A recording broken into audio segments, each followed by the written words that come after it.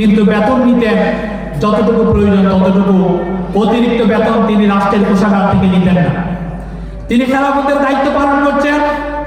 এমন অবস্থায় রমজান মাস, ঈদ চলে আসলো, ওনার ছোট্ট মেয়ে আবদার করলো, বাবা ঈদের সময় নতুন জামা কিনে দিতে হবে। আমাদের এখানে যারা মেয়ের বাবা রয়েছেন তারা জানেন মেয়েদের আবদারটা বাবার কাছে একটু দুর্বল। আমি নিজেও দুটি মেয়ের পিতা, আলহামদুলিল্লাহ। তবে আমার প্রথম কন্যা সন্তান যখন দুনিয়াতে এসেছিল তখন আমি কারাগারে বন্দী ছিলাম আওয়ামী লীগের মিথ্যা মামলায়। আমার মেয়ের জন্মের 7 মাস পরে আমি কারাগার থেকে মুক্ত হয়ে আমার মেয়েকে তুলে নিয়েছিলাম। এই ওমর রাদিয়াল্লাহু তাআলা আনহুকে আমি জানি মেয়েদের আবদার বাবাকে কতটুকু দুর্বল করে। ওমর রাদিয়াল্লাহু তাআলা আনহু কঠোর মানুষ ছিলেন, খুবই শক্ত মানুষ ছিলেন। মেয়ের আবদারের কাছে তিনি দুর্বল হয়ে গেলেন। মেয়েকে ঈদের সময় নতুন জামা কিনে দিতে হবে, কিন্তু পকেটে টাকা নাই। রাষ্ট্র ধনী, প্রেসিডেন্ট করে। তখন তিনি অর্থমন্ত্রীর কাছে চিঠি লিখলেন, মাননীয় অর্থমন্ত্রী, সামনে ঈদ, বাচ্চার জন্য ঈদের বাজার করতে হবে, আমাকে কি দয়া করে 1 মাসের অগ্রিম বেতন দেওয়া যাবে? প্রেসিডেন্ট আবেদন করলেন রাষ্ট্রপতির কাছে, অর্থমন্ত্রীর কাছে। প্রেসিডেন্টের অধীনেই তো অর্থমন্ত্রী চাকরি করেন, প্রেসিডেন্টকে আবার আবেদন করা লাগে। তখন তিনি স্বেচ্ছাচারিতা না করে বাইতুল মাল বিভাগে অর্থমন্ত্রীর কাছে চিঠি লিখলেন। অর্থমন্ত্রী তিনিও আল্লাহ রাসূলের প্রখ্যাত সাহাবী, তিনিও ওই 10 জনের আশারায়ে মুবাশশারা, পৃথিবীতে থাকা অবস্থায় যারা জান্নাতের সার্টিফিকেট পেয়েছেন। তিনি তখন উল্টো প্রেসিডেন্ট হযরত ওমর রাদিয়াল্লাহু তাআলা বরাবর পাল্টা চিঠি লিখলেন, মাননীয় আমিরুল মুমিনিন, আমি আপনাকে 1 মাসের অগ্রিম বেতন দিতে পারি যদি আপনি আমাকে গ্যারান্টি দিতে পারেন আগামী 1 মাস আপনি বেঁচে থাকবেন। কারণ আপনি অগ্রিম বেতন নিয়ে ফেলবেন। এই চিঠির ব্যাখ্যা হচ্ছে আপনি অগ্রিম বেতন নিয়ে ফেলবেন, মাস আসার আগে যদি আপনি মারা যান এই অগ্রিম বেতনের দায়িত্ব কে নেবে? তাহলে এই চিঠি পাওয়ার পরে হযরত ওমর রাদিয়াল্লাহু তাআলা চোখ দিয়ে দরদর করে পানি বেয়ে পড়ল। তিনি কান্না শুরু করে দিলেন, তার চোখ দিয়ে পানি পড়ছে।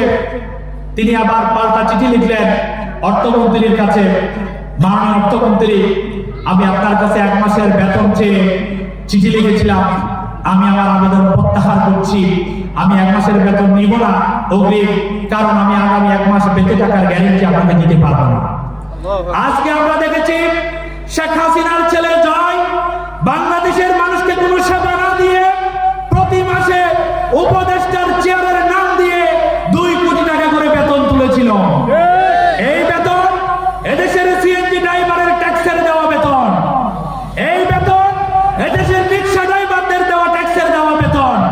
এই বেতনের হিসাব কি শেখ হাসিনার ছেলে দিতে পারবে? পারবে না। সংগ্রামী উপস্থিতি, জামাত ইসলামী এমন কিছু লোক তৈরি করতে চায় যারা, আমরা আবারও বলছি, আল্লাহ রাসূলের সাহাবীর মতো পৃথিবীতে মানুষ আর আসবে না। আল্লাহ রাসূলের সাহাবীদের সমকক্ষ হওয়ার দাবি আমরা কখনো করতেই পারবো না। তবে আমরা, আমাদের আদর্শের মানদণ্ড হচ্ছে আল্লাহ রাসূল এবং আল্লাহ রাসূলের সাহাবীরা। সেই হিসেবে জামাত ইসলামী এমন কিছু লোক তৈরি করতে ইতিমধ্যে সক্ষম হয়েছে যারা মন্ত্রী পরিষদের দায়িত্ব পালন করেছিলেন। শহীদ মাওলানা মতিউর রহমান নিজামী, সাবেক সেক্রেটারি জেনারেল আলী হাসান মোহাম্মদ মুজাহিদ 5টি বছর 3টি মন্ত্রণালয়ে দায়িত্ব পালন করেছেন।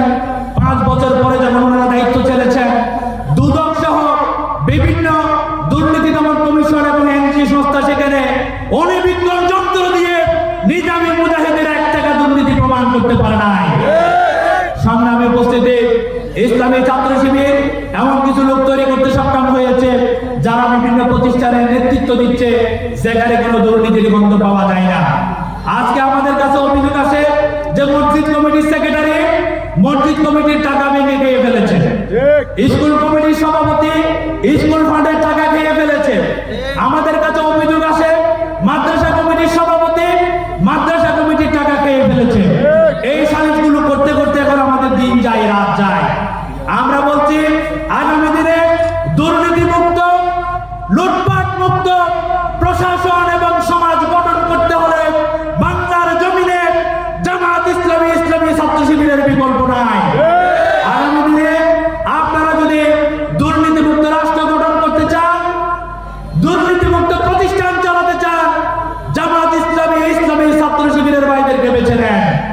সংগ্রামে উপস্থিতি, আমি এরপরে যে কথাটি বলতে চাই সেটা হচ্ছে, আমরা আজকে যে সুন্দর দুনিয়ায় বসে কথা বলছি, আরাম আয়েশ করছি, আমাদের এই দুনিয়া থাকবে না, এই পৃথিবী ধ্বংস হয়ে যাবে, আমাদেরকে পৃথিবী ছেড়ে চলে যেতে হবে। এই যে দুনিয়ার চাকচিক্য, এগুলো থাকবে না। এই দুনিয়া খণ্ডকালীন সময়ের জন্য আল্লাহ রাব্বুল আলামিন সৃষ্টি করেছেন, আমাদেরকে পরীক্ষা করার জন্য। এখানে আমাদেরকে একটা নির্দিষ্ট হায়াত দিয়েছেন, কেউ 60 বছর, কেউ 70 বছর, কেউ 100 বছর। গতকালকে আমরা সৈয়দপুরে একজন মানুষের জায়গায় নামাজ পড়তে গিয়েছিলাম, তিনি 100 বছর হায়াত পেয়েছিলেন। ইসলামী ছাত্র শিবিরের সাবেক একজন জেলা সভাপতির বাবা জায়গায় আমরা গিয়েছিলাম। আবার অনেক